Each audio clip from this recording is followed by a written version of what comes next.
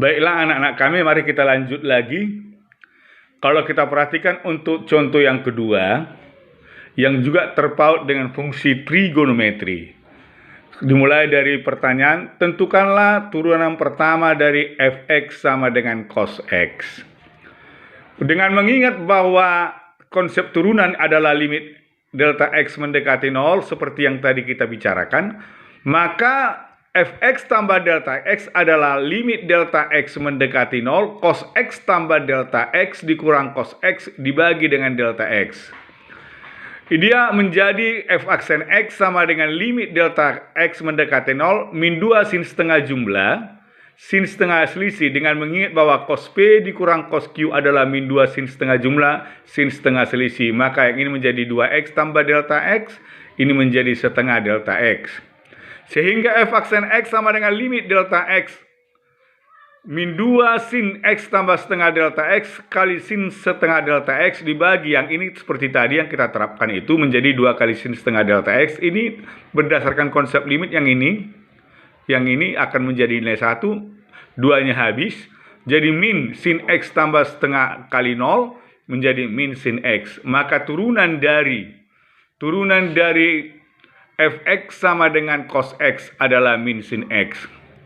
Untuk mendapatkan nilai turunan dari fungsi trigonometri yang lain seperti tangens, kotangens, sekant, kosekant, maka prinsip perkalian dan pembagian dua fungsi, saya ulangi, rumus perkalian dan pembagian turunan dua fungsi itu dapat kita terapkan untuk menyelesaikan soal tersebut.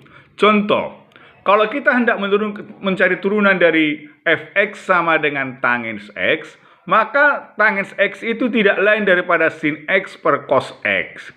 Sehingga kalau misalnya f aksen x sama dengan turunan hasil bagi dua fungsi, berarti gx h aksen x dikurang hx dikali gx dikali g aksen kuadrat, maka dia menjadi cos x dikali cos x kurang sin x kali min sin x bagi cos kuadrat, yang ini bernilai 1.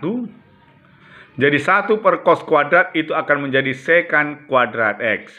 Demikianlah untuk fungsi yang lain. Kalau kita misalnya hendak menentukan fx sama dengan turunan dari fx sama dengan cosec x, kita akan mendapatkan min cosec x kotangens x.